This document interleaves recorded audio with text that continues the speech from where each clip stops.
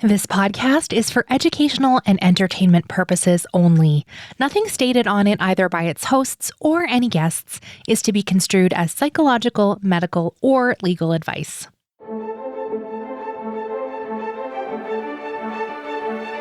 You're listening to Adoptees On, the podcast where adoptees discuss the adoption experience. I'm Haley Radke. In our final episode before my summer break, guest host Lisette Austin is back interviewing me. We are talking all about DNA testing, what made me finally take the plunge, which companies I chose to use, and all about the surprise feelings that came up for me. I also did this weird podcaster thing where I recorded myself and my inner thoughts while spitting in the tubes. So we may have a few clips from that throughout the episode. And I also share a bit of an extended personal story, but we're just going to leave that to the very end of the episode as a bit of a bonus in case you're interested. Past the outro, listen all the way to the end, and then you can hear me blather on and tell that story if you want. Lisette and I recorded this all the way back in February 2022. So when we're talking about winter and fear of the DNA kits freezing, that's why. We wrap up with some recommended resources. And as always, links to everything we'll be talking about today are on the website adopteeson.com. So I will see you back here in September. Make sure you're following or subscribed to Adoptees On wherever you're listening so I can connect with you again in the fall with brand new episodes. And in the meantime, let's listen in.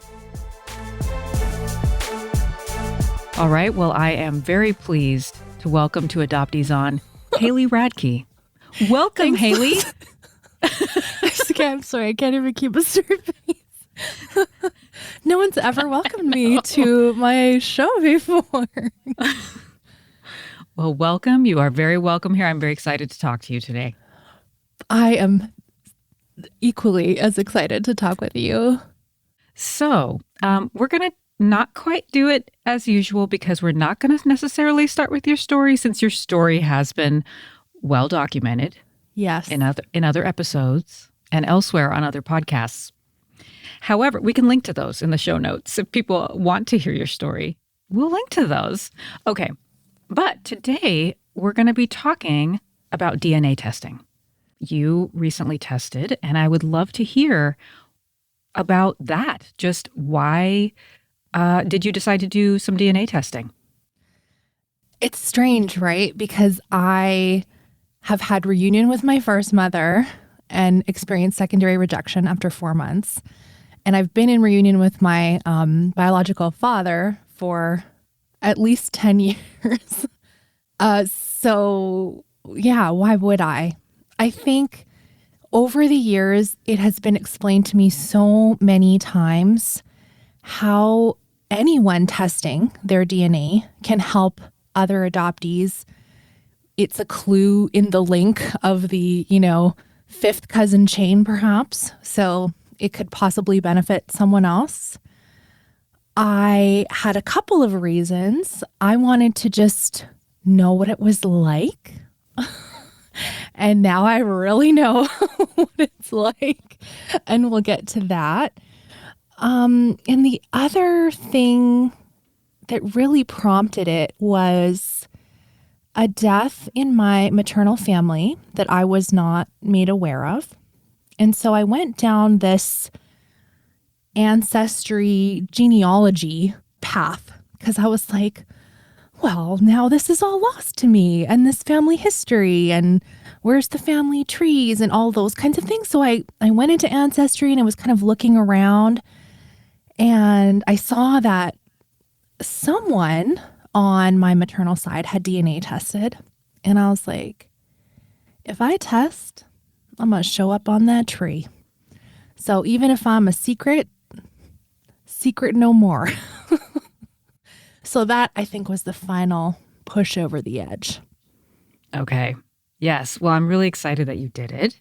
Did you have any concerns, fears leading up to it? Anything that was a little bit like, You talked about wanting to know what it was like. What was it like? Was it kind of nerve-wracking? Was it like no big deal? I actually recorded myself doing it. Are we going to insert the B-roll of me spitting right here? Oh, here it is. Most people take between 2 and 5 minutes to deliver a saliva sample following steps 1 to 6. If this audio is 6 minutes of me spitting, bless, that feels like not a good time. Okay, spit into funnel. Here we go.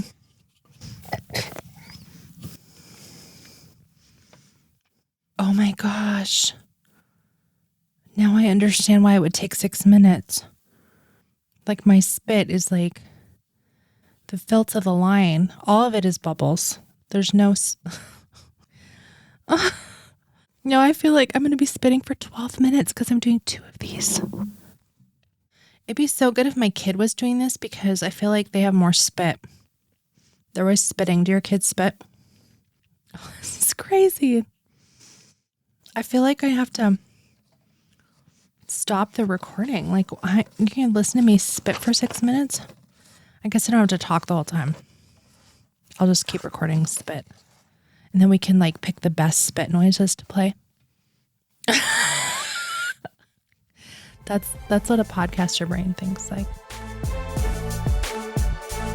I think I had a couple of the fears that lots of people do, right?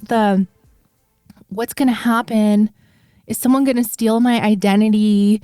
Is someone going to be arrested for a crime? I don't think I've committed any crimes, but maybe I don't know. Do I sleepwalk? Am I going to...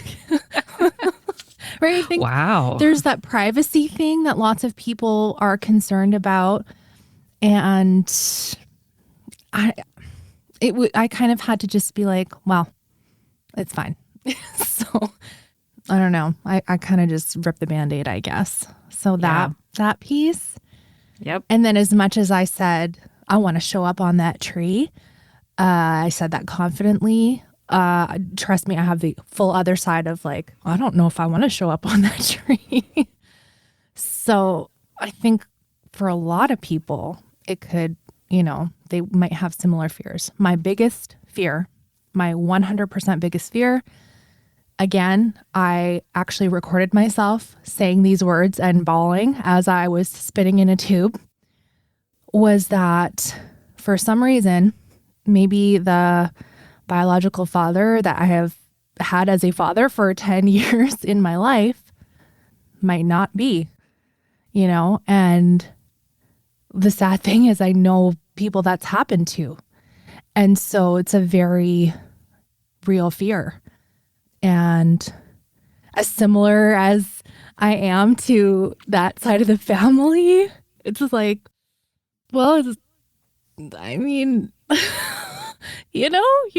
know. You just never know. And I have heard that happen to people as well.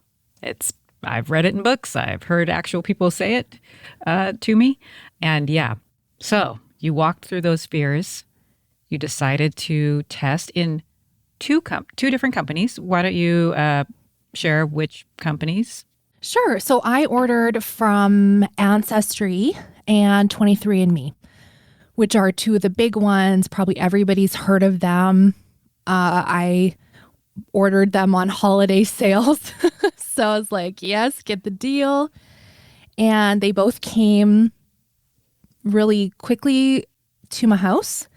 And then when I sent them off, it was waiting and waiting and waiting. And I literally only got one of the companies back today. I love that. The results. So thanks. Good timing. Phew. Yeah, it was really strange, actually. One kit, I'm in Canada, and the kit was sent to Ireland. And then the other kit went to Ontario. And then as soon as it got to Ontario, it went to California to be tested. Huh. So, yeah. Okay. That's where it tested. Yeah. I'm surprised about the Ireland part. I don't know. I was just like, what? I know. And when you do it, it's like you open it up and it's like hazardous materials and it's got all these labels on it that you're like, whoa, is my spit really like some kind of medical waste, like danger? I mean, I guess during COVID it really is, but yeah. Now, did you have an audience for this? Because I have been in situations where, there was a DNA test party at one point when my biological father tested. We had pizza. We had aunts and uncles who showed up because they wanted to meet me and see, they didn't know they were my aunts and uncles yet, but they were like, let's see what's going on here. So my husband was there. We had photos. We had like me trying to explain stuff on ancestry.com. It was crazy. Him spitting in a tube, trying to get saliva up. And then actually the last time I've tested him a few times. He's very patient. We just did an African ancestry test. And there were 2 separate tests, and he had to do all kinds of swabbing. And it turned out my half-sister, showed up with her 4 kids. And then my half-brother was there. So again, it was like this party. And he's like really frustrated with all these swabs. So how was yours? Were you alone? Were there people staring at you? How'd it go? No. Alone. I waited until I said holiday season, right? So my husband actually took my kids sledding.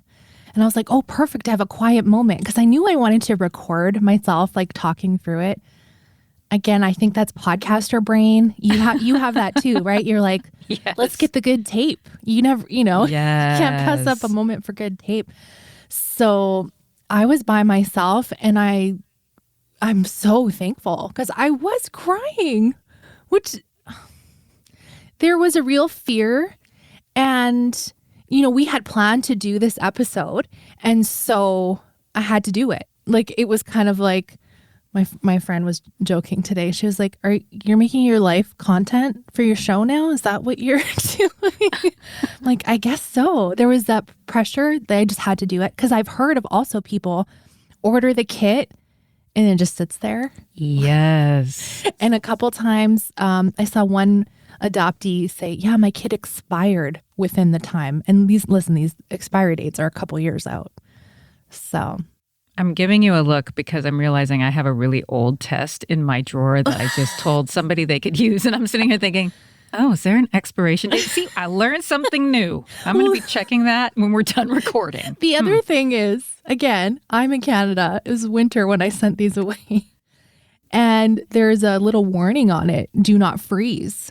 So I was fully ready for them to say it didn't work. It was frozen at some point. Like, I took it to the post office so it wouldn't be overnight in a box somewhere. In a little warmer. You put it in a little warming thing. No, I'm kidding. Oh, yeah. Okay. Like, I just packed it with some hand warmers and then No, you're not that. I mean, well, yeah, Canada, it's real. The cold is real. Absolutely is real. I'm not even going to ask because I live in nice, balmy Seattle and I'm still way too cold right now. Okay, let's move on then to you surmounted your concerns, your fears. You recorded yourself. You were alone. You mailed it. Hopefully, well, obviously it worked. It did not freeze because you got some results today and you also got some results just not that long ago. Last week, maybe? Yeah, last week. So why don't you talk about your results and maybe share any surprises or, what was that like? Why don't we start with Ancestry?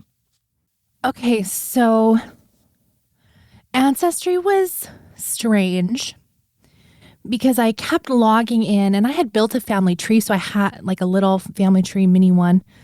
And so I had an account and it kind of I thought it was going to email me, when the results are back. I thought I could trust it to do that.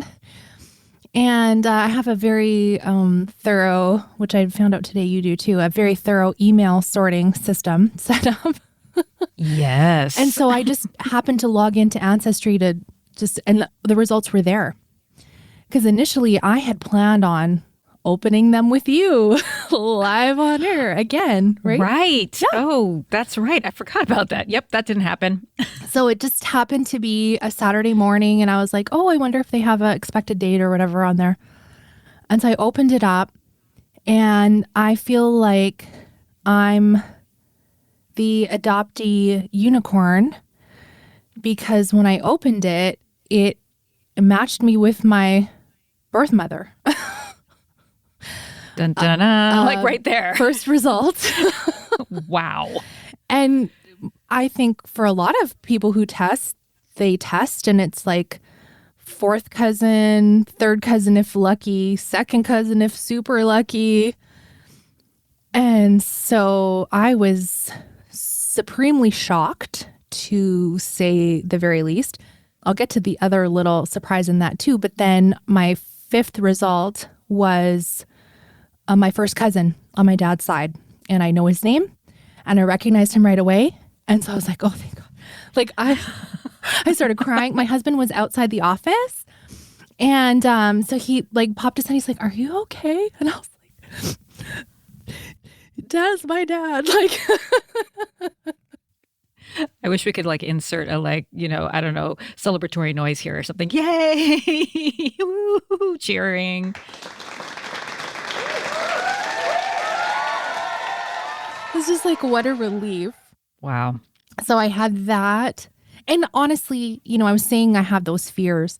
It's like a, 0.5%. Like it wasn't, I feel like it was an unfounded fear. It's just one of those things where you hear other people finding out it's not. And so I was like, oh, could that happen to me? I don't think so. But so it was a huge sense of relief. So yeah, so my birth mother was the first person listed.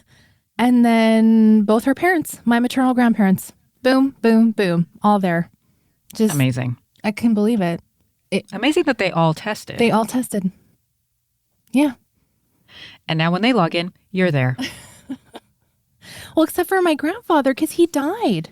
That's right. And so he died last summer, which really was one of the pushes I had to be like, build my tree and those kinds of things.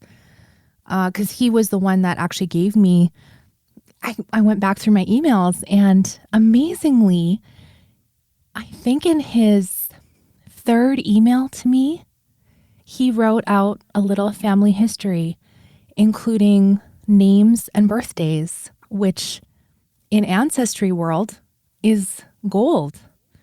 Yes. And he was so proud of his Scottish heritage. And, he gave me the names of their parents, and just so I was able to use that last year to build up that little tree. Anyway, it's like, it's mixed feelings where I'm going to cry about it, because when you've been rejected from your birth mother, it's like, well, I feel like, oh, I wasn't good enough times 2 now, right? And then, well, does DNA matter or doesn't it? Like, does blood matter or doesn't it? Why would you test if you're not interested in having a relationship with someone that is a part of your genetic line? It's really confusing. It's really confusing. Yeah. I feel you there. And I also think, well, I had 2 thoughts. One is, I think people test because they want to see their ethnicity. And I think a lot of people don't think about the other part, and they do the Christmas gift thing. Oh, let's all make sure we're Scottish or whatever it is. And then it's sort of like, oh, and now my second thought was, if they weren't really thinking that way, they're going to get this, like I said, somebody's going to log in at some point and be like, oh, so actually you testing is also in this situation, which is difficult, of no contact. It's going to be kind of a bit of contact in a way without there being contact, but you're kind of going like, hey, in case you forgot, I have half your DNA, or a quarter, or whatever, as it were. I know, which didn't occur to me. Honest to God, I never thought I was going to log in and see her name, because I thought, there's no way. I mean, this person is not on social. There's no internet presence. There is nothing. And again, I'm telling you, that book, the book I recommended before when we talked about the social life of DNA. No, The Lost Family. There's different books. The Lost Family, How DNA is Upending Who We Are. It talks over and over again about families getting together. Somebody gives the whole family kits for Christmas, and people just kind of do that at the family gathering, and they're not really thinking about what it means. Those ads aren't like, gather around the Christmas tree and find out that your dad had some other kids. Yes. No, I mean, that's not really what's on people's minds, but that's often what happens. Yeah. Or, oh my gosh, there's the child I gave up, relinquished so many years ago. And it's just, I think people aren't ready for the shock of it. And even here you are, an adoptee, you've heard of countless stories, you have a podcast, you are steeped in this head to toe, and you were like shocked. Yeah, fully shocked. Fully shocked. Okay, so that was big. That was really big. So, and then in Ancestry, there was one other match that was unexpected.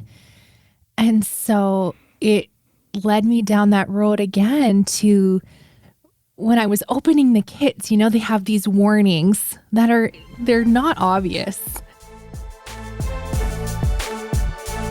Quote, this is point 1, quote, "You may discover things about yourself and or your family members that may be upsetting or cause anxiety and that you may not have the ability to control or change." Next point, "You may discover relatives who were previously unknown to you or may learn that someone you thought you were related to is not your biological relative." Whew. Okay. And the third point, quote, "In the event of a data breach, it is possible that your data could be associated with your identity, which could be used against your interest." I mean, I'm clicking accept. You may have some surprises and I was like, LOL, yeah, I'm the surprise, And so also to have something like that, it was really strange and I don't know what that means. And I'm so new at it. It's like, well, I don't know what that match means. It's confusing for a new person, I think, to go into these, like there's an app on my phone for it, or you're on your desktop looking at it. It's a maze. It feels kind of messy and all the lingo, like I don't know it yet. So I'm like, I don't know what percent that is. I don't get it. Like, which side is that on? So it's a little bit humbling actually for me because I'm pretty savvy about a lot of things. And I also feel pretty, confident in the adoptee space. Like I get it. And then this, I'm like, I don't get it.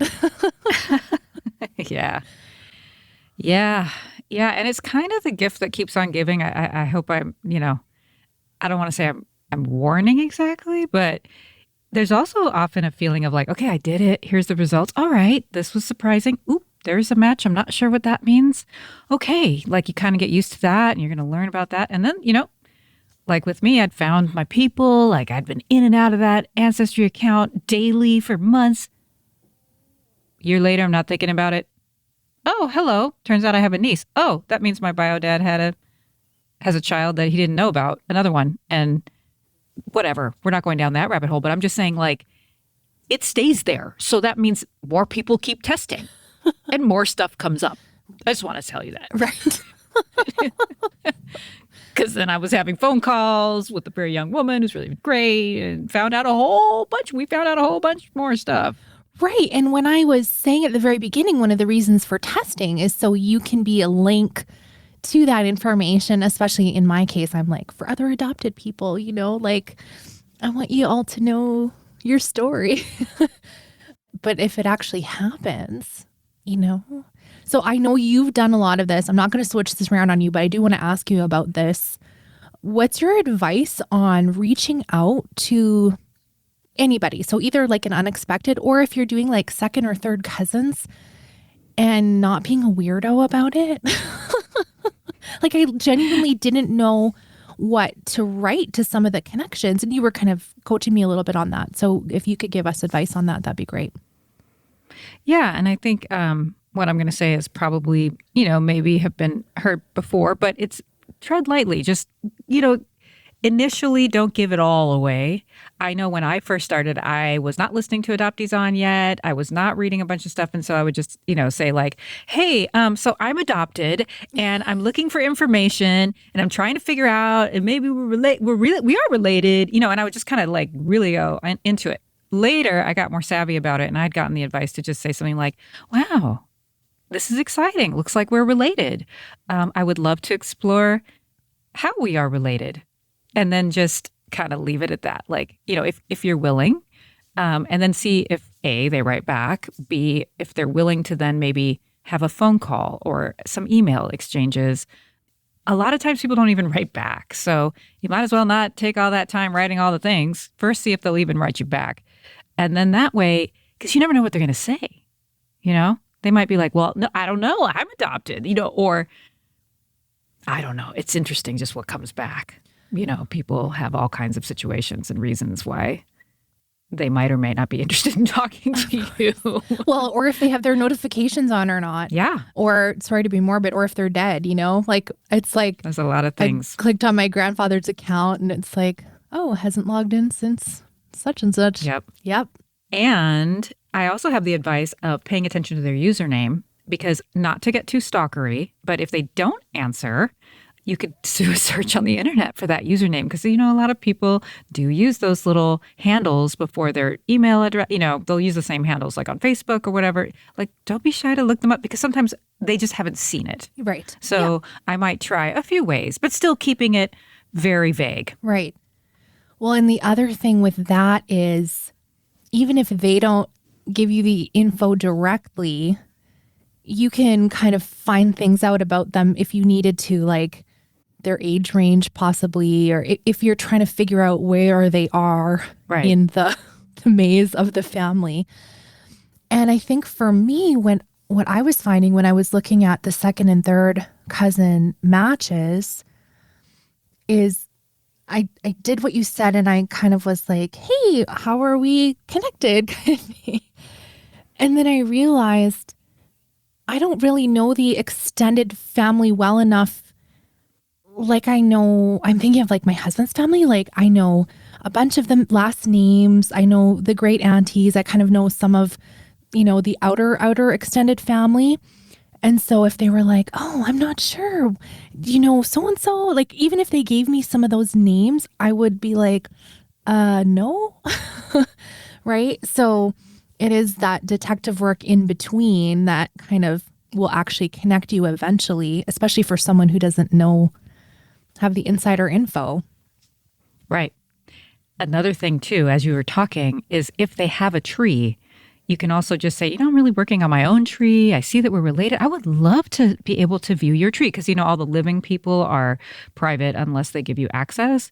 And sometimes people are willing to do that. Sometimes they aren't. But, that's another way to kind of come at it like, oh, I'm just really genealogy nerd, and I'm just trying to sort this out on my tree.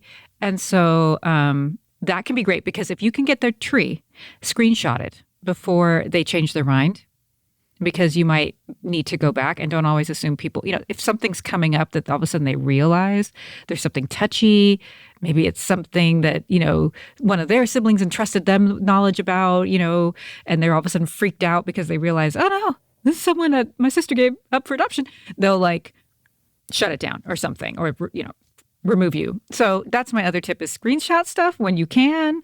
If you do get to talk to them, like, really take good notes, because it could be one time. Oh my gosh, that is such good info. Like you said, we've talked about DNA on the show before. And one of the things I was going to recommend in recommended resources is going back and listen to the episode with Janet Weinrich Keel, because she gives a bunch of coaching on that. And I was so glad she did, because honestly, as soon as I saw the matches, I did start screenshotting everything, because I didn't know when they get the email, the alert, it's like, am I getting blocked? Yep. Or is this getting turned off? Right. Yep. Screenshot it all. Yeah. Another thing is, it's really important, besides screenshotting, like I said, just any little details that you do get, they matter. They might not make sense at first. So just, I kept a log of things, even though for a long time it would be like, I don't understand this at all.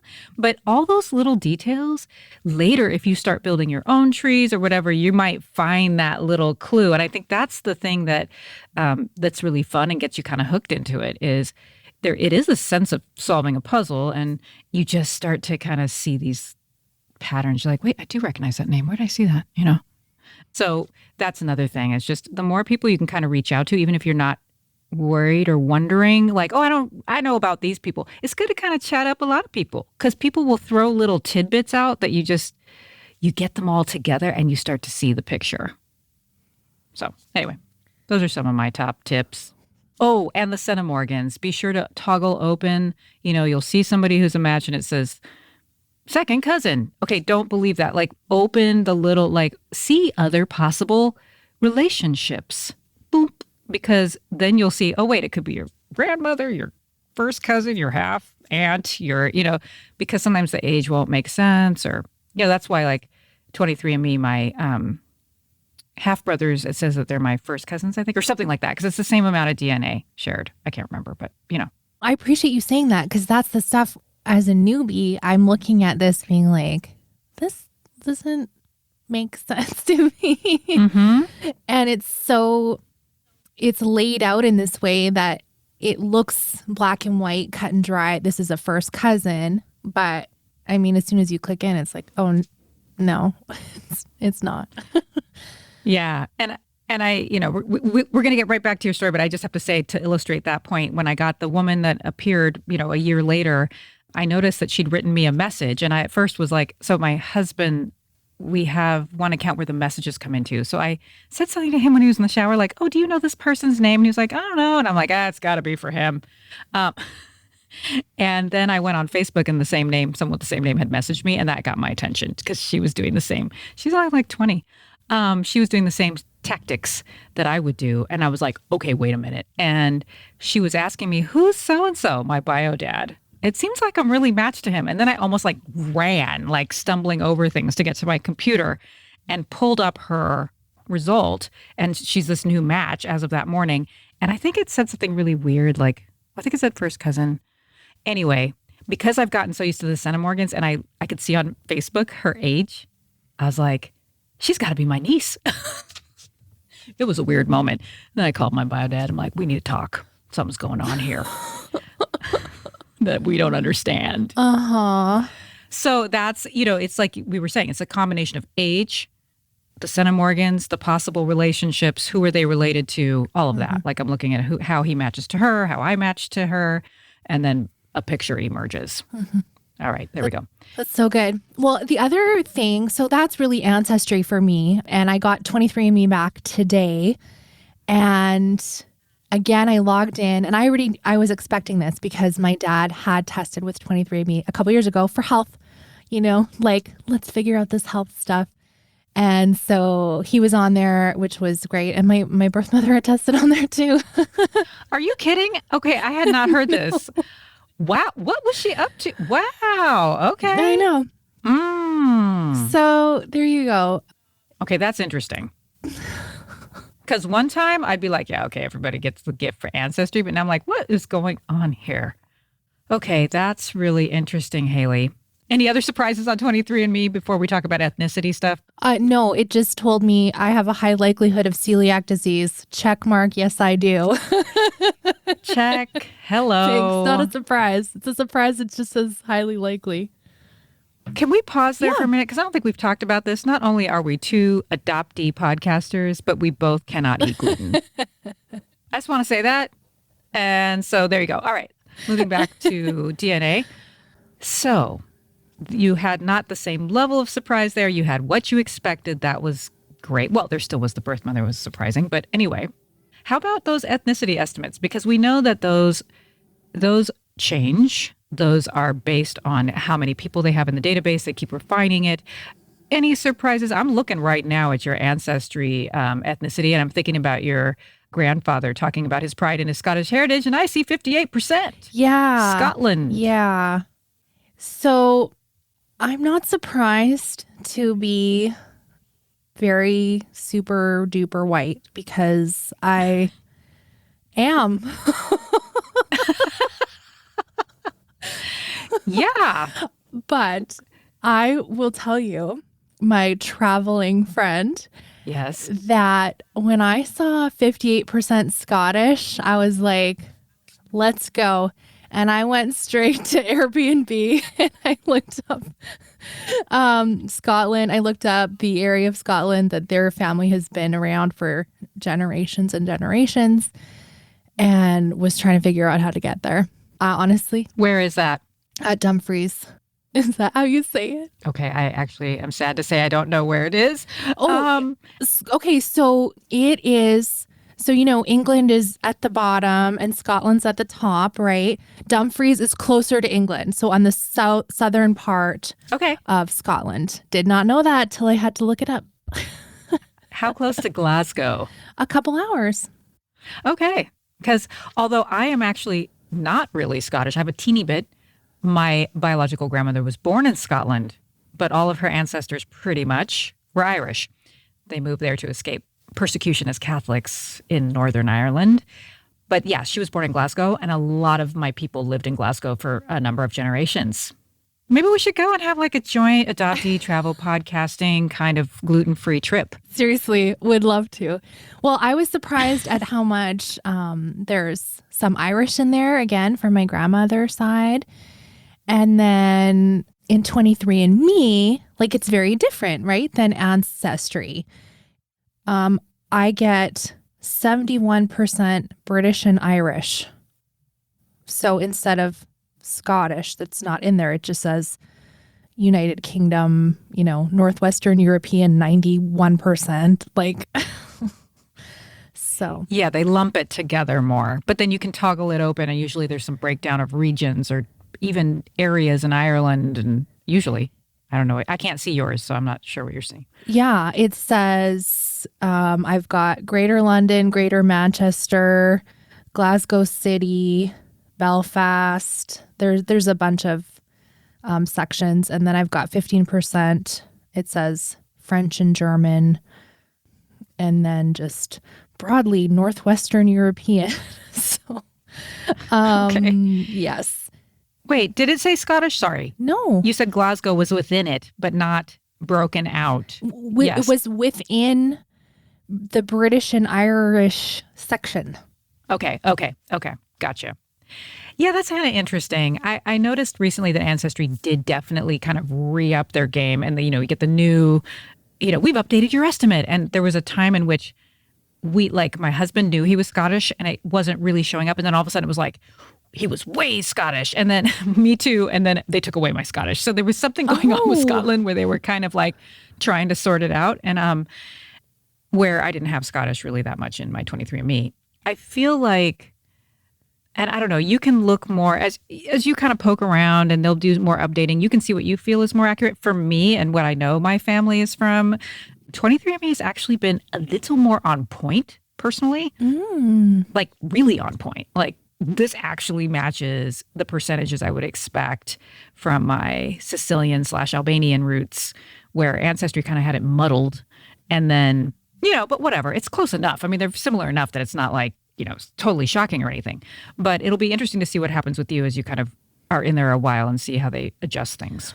Well, when I was planning my trip to Scotland, I was looking up, I really went all in. It's not going to happen this year. Let's just be serious. But I went all in and I was like, is it rainy in the spring? What's the temperature like? And I looked it up, and in the summer it says 15 to 17 Celsius, which is 59 to 63 Fahrenheit. It's normal for summer there. Okay, I had no idea. And I said to Nick, it makes sense. It all makes sense.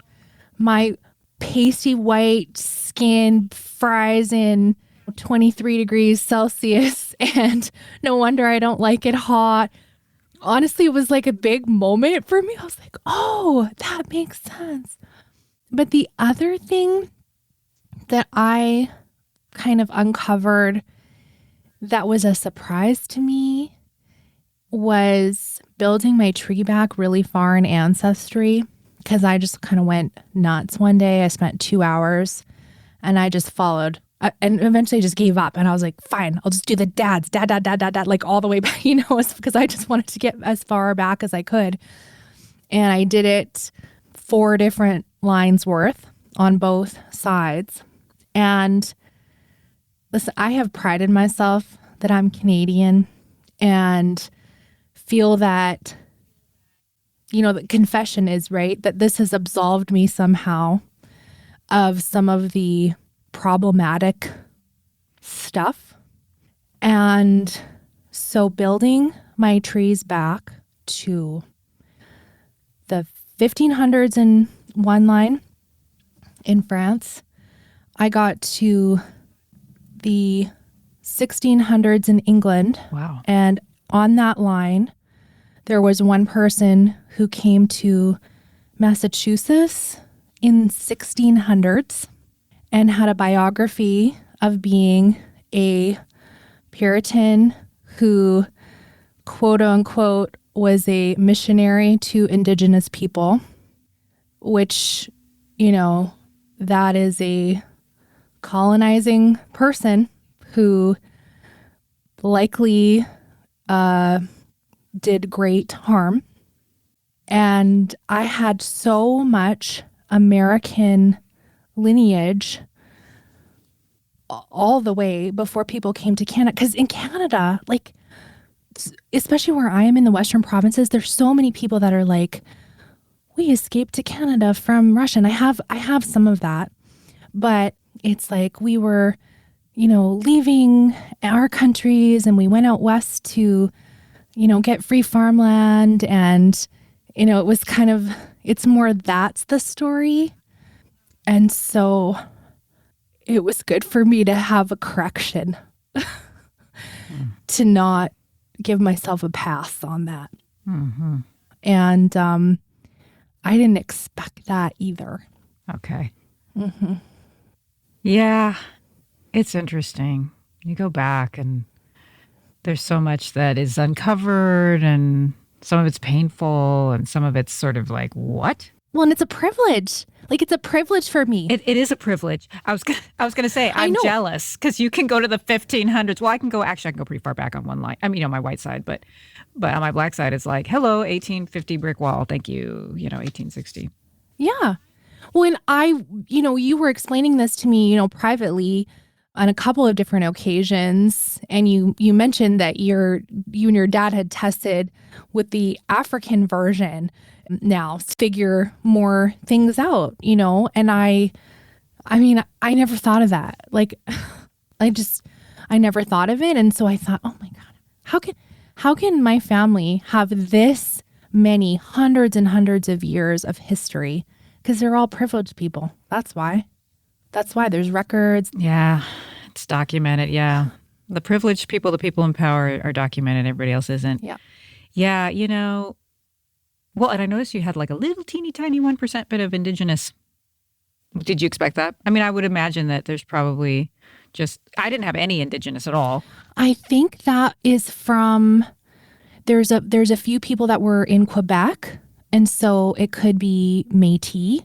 Yeah. I think probably that's what that is because it's so very low. That makes sense. Yep. Mm-hmm. Very low. Very, very low. Yeah. And what we're talking about with that, it is really striking. Not to kind of like, well, I don't know. Why not? Let's do this. You did just get your results back. And you're right. I just got some results back, but they were my bio dad's results because I couldn't test as a woman. AfricanAncestry.com does maternal, matriclan and patriclan tests, and you have to be a man to do the paternal side because we don't carry the Y chromosome as women. And so I can only do a maternal line test, and my mother is white. So anyway, he did it because his mother was black. And we traced all the way back to basically what it means is what you were doing with your father to father to father to father to father. This is doing mother to mother to mother to mother. And that is one very narrow branch, right? I mean, that's just one straight line. So somewhere in that line had to have been Mende people from Sierra Leone. Not that we're only that, because there's other things, other people, other influences, but there has to have been a Mende woman who was in that chain of mothers, which means a Mende woman was taken from Sierra Leone. And that's as close as we can get. I don't, every now and then people get lucky and they find a name or they can figure out something more. But anyway, that was my big, yes. I just went to his house actually 2 nights ago to discuss this. He's excited, as am I. And Sierra Leone is the only African country right now that is offering citizenship based on your DNA, maternal or paternal ancestry from this company. Wow. That is so interesting. See, I had no idea about that. Yeah. And again, it's just that sense of privilege of all of these records. I mean, God, every time I would click, it'd be like 7 things. Do you want to see their handwriting from some piece of paper from who knows what thing? Like, no, just give me the next click. Like, and so to just gloss over that, like it's so easy, and it's not, so. Yeah. I've experienced both. I go back to the unicorn thing. I go in, both my parents are in there. Like, search? What search? Wow. Like, I got my records. Their names were in there. Like, I had open records in my province. Like I'm fully aware that not everyone has access to this, and it's a privileged convo. So, but I love that you're sharing all of this. Nonetheless, I mean, it's very fascinating. And yeah, when you talked about give me the next click, I was thinking of what is that horrible like research with the mouse and the lever, but it's like, be careful with genealogy, because it is sort of like, why is it 4 a.m? I just got to open this one more census record. I can't stop the clicking. My shoulder got sore. No kidding. I know. I was like, you have to take this computer away. Silly. Yeah. So silly. I know. Anyway.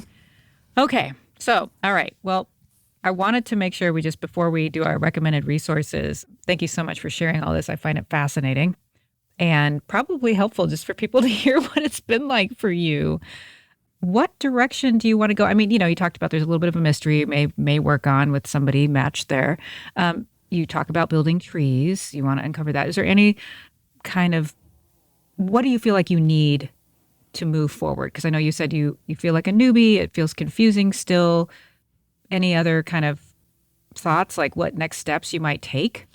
I want to practice figuring out how I'm connected to my second cousins. I want to practice on that because I feel like that should be quote unquote easy enough.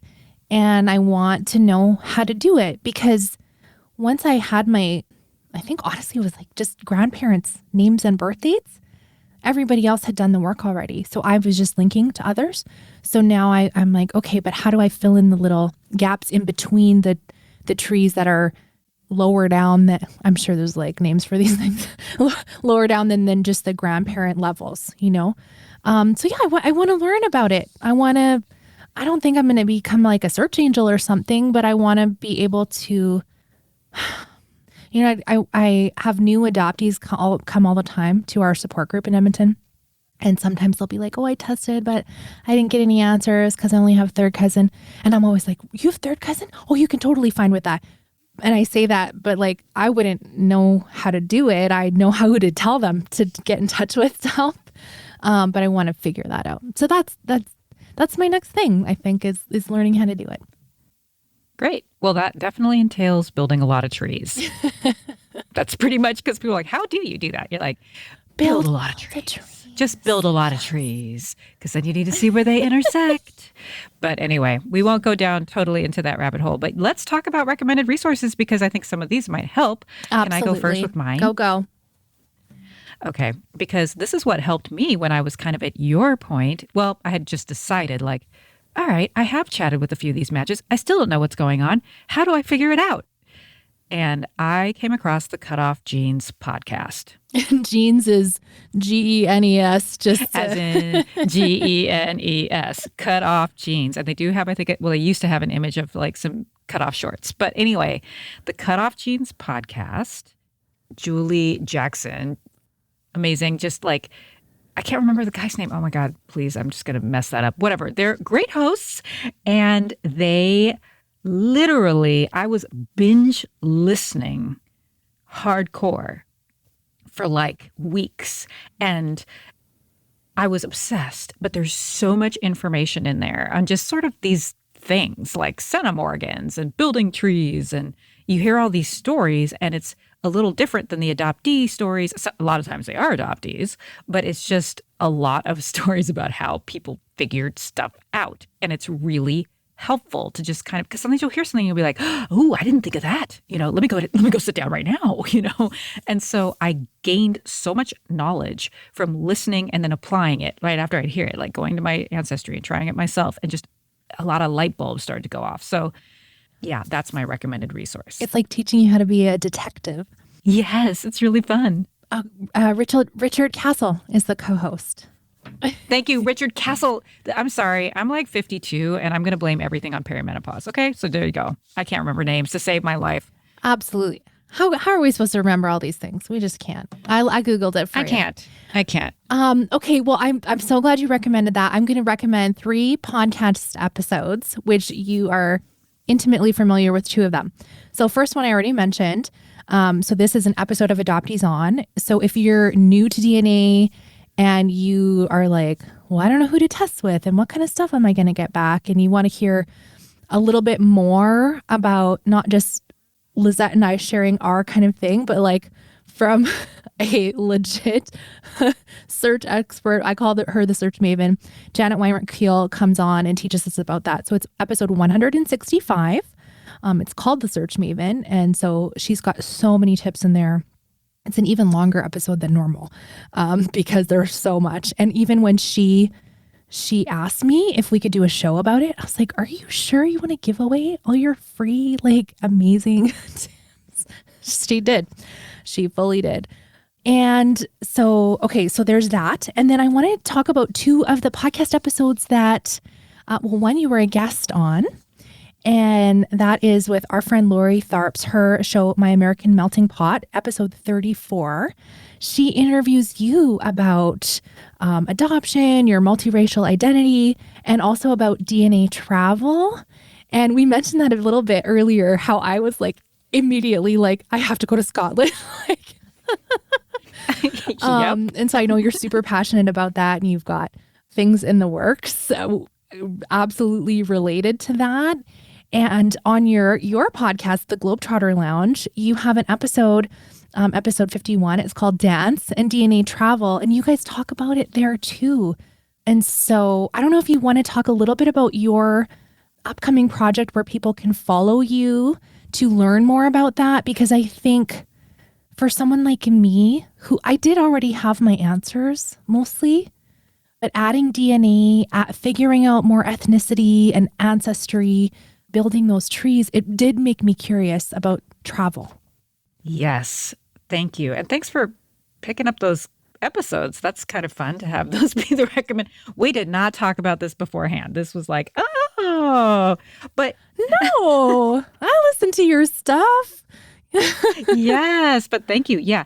And that episode about dance and DNA travel, that was actually with in the Globetrotter Lounge. That's Michela Malazzi, who is the host of Bare Feet, which is this great show where on PBS where she travels around the world dancing wherever she goes.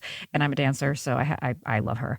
But she did a whole season on DNA travel. So that's what we're talking about. But yes, my project is Traveling My Roots, and I'm basically going on like a 2-year travel sabbatical. Not that I'm like traveling away from my house the whole time, but I'm just making time for slow travel, making time for genealogy research trips to try to find out about my enslaved ancestors. I'm also going to, hopefully plan to go to Africa, plan to go to Sierra Leone now. That's on my list.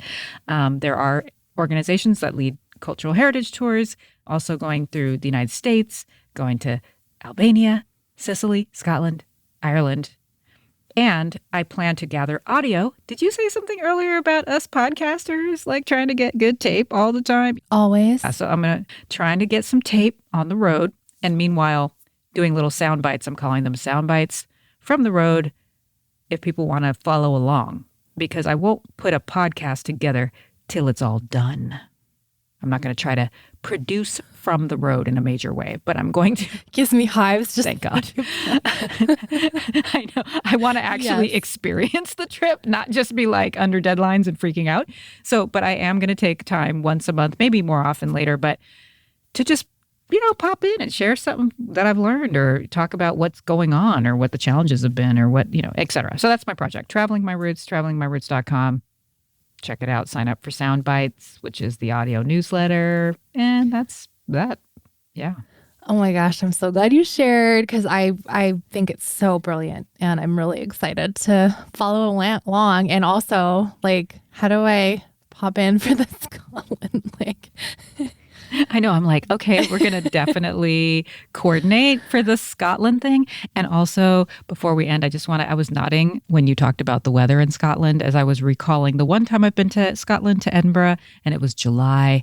And I actually had to buy a wool scarf in July.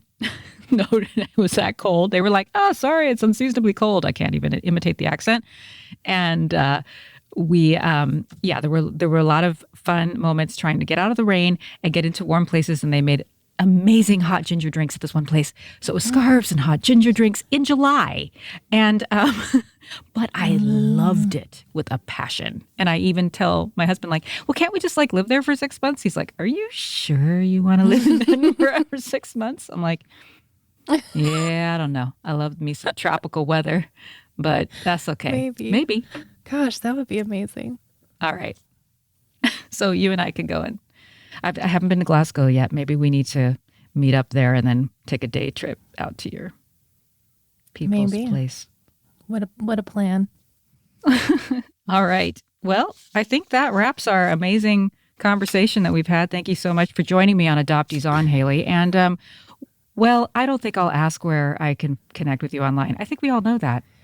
We do, but I thank you for sharing where we can get you online. And I also want to thank you for all the work you've done being a guest host. Just, oh my gosh. It's been fun. Thank you so much for asking me to do it. It's been really an honor. And I'm still kind of like, pinch me. Am I dreaming? Is this actually happening? Oh, I'm so glad. I want to say a big thank you to Lisette Austin for all of the times she guest hosted for us over the last few months. Make sure you go to travelingmyroots.com to follow her on all the social media places and see how her brand new podcast project is shaping up. So you will get notified she's got some audio newsletters that she does through Substack and is always keeping us up to date and in the loop. So I really appreciate that. You can follow her on social, and her website again is travelingmyroots.com, and all the links are there. Whew, I always get all the feelings when I'm about to go on a break. I'm feeling them now. I got COVID over a month ago, I think now, and still have not fully recovered. I mean, if you're a regular listener, you can probably hear my voice sounds different, and I've had a cough to deal with. And so I'm really hopeful that by the time September rolls around, my voice and everything will be back in order. But truly, when I think about the community that has come around the show to support adoptee voices, I just could not be more thankful and grateful.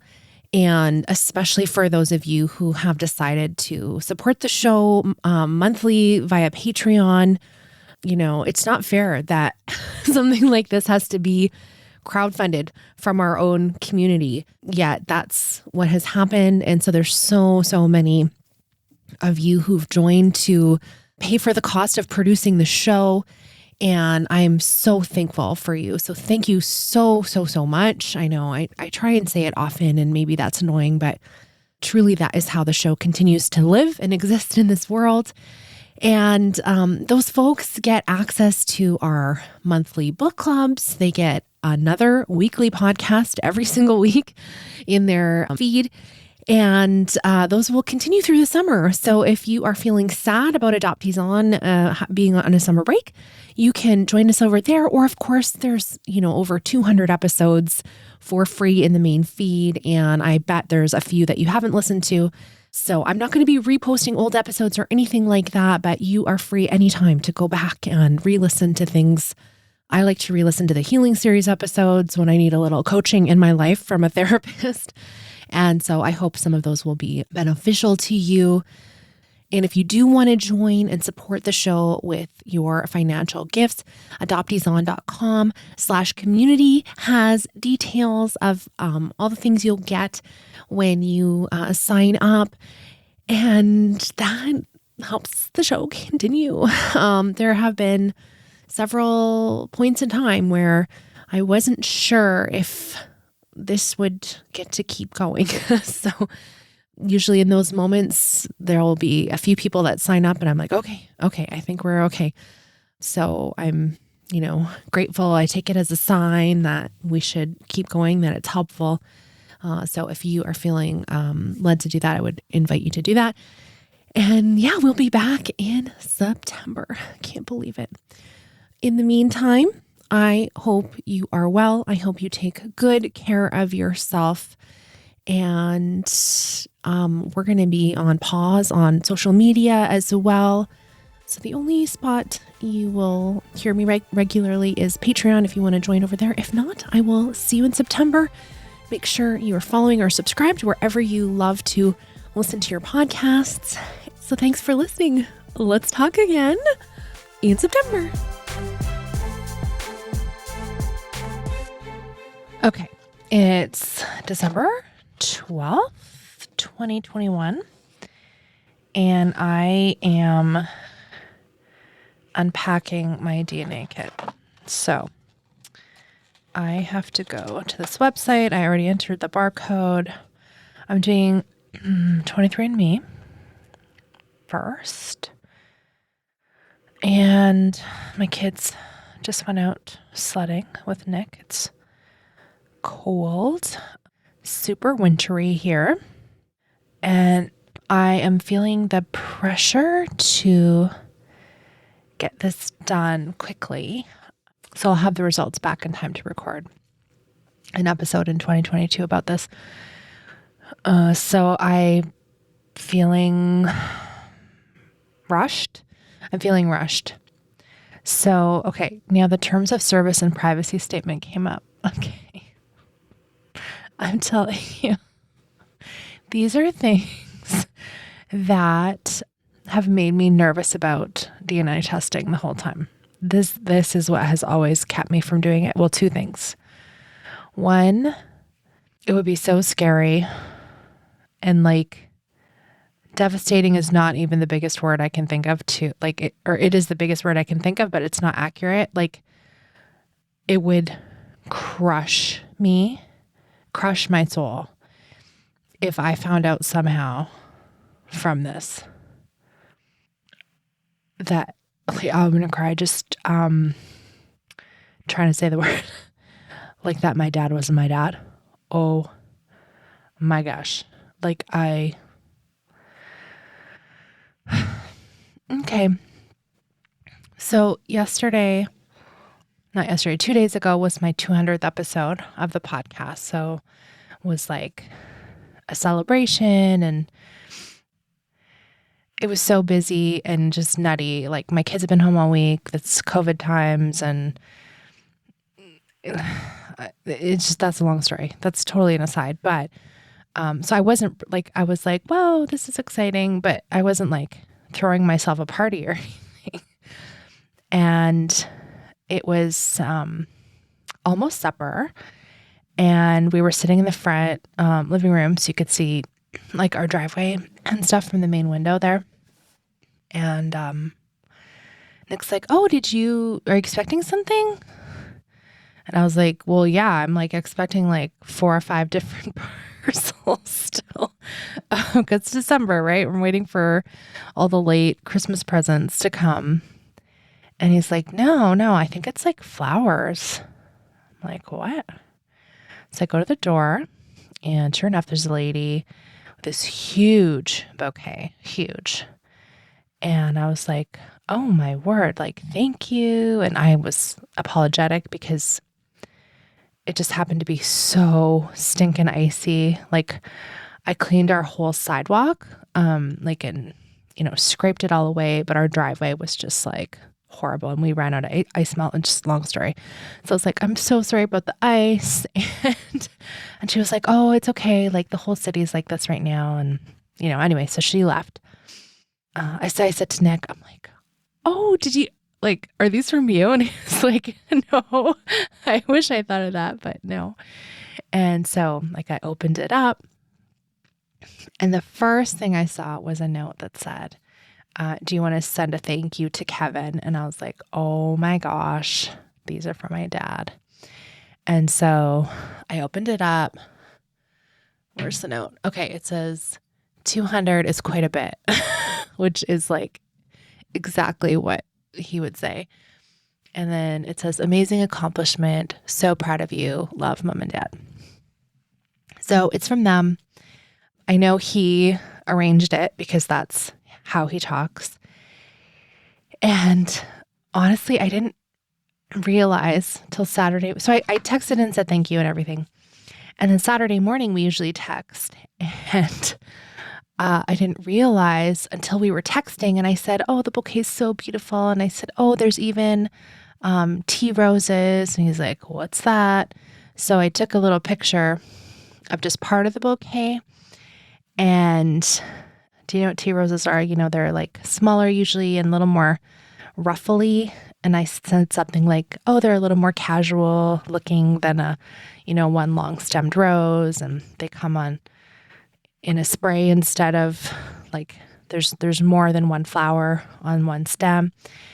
And then I realized in that moment, because the bouquet was like multiple flowers, and it's so funny because it's not Christmas colors, right? It's like completely separate. There's lilies, there's these pink tea roses.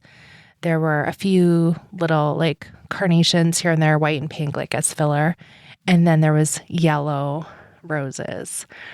And I didn't notice till that moment that the roses were like yellow, because that is the first time I met him in the airport in Vancouver. My dad brought me a bouquet of yellow roses. And so I don't know if he intentionally did that or not, but it was just like so special and thoughtful. And he's just so proud of me. And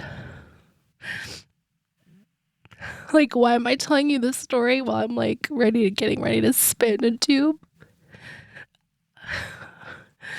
It's so good that I'm so scared that this could possibly say he's not my dad. And like, that would crush me. And like, I mean, it's one of those things where I'm fully certain he is, his name is on the things. He was the, one with my mom at the time. I do not think there was another guy. That's not the circumstances. One of my sisters is she's so good to me. She's done this a couple times. She'll have a picture come up in her phone and she'll send it to me and she'll say, oh, I look so like you in this picture, which is just like, for an adoptee, that is everything. And we have all these different similarities and blah, blah, blah. I've talked so many times about those things on the podcast before, but that's the fear in my head right now. And I'm pushing through because it's like for the show, which is such a stupid reason to do something like this that could be life changing, but it's for the show. And I've talked before, I've had a couple shows where we featured, talking about DNA and things. And I think I've even been like, even if you know your folks, you should test, because you never know what other adoptee you could help connect into their story. We never know what, for like third cousin to someone, we can help build their genetic tree, right? So even that call to action where I've asked you all to test, I have not been able to summon up for myself. Hypocrite. Hello, here I am. Okay, that's the fear part. Okay, I'm done with the storytelling.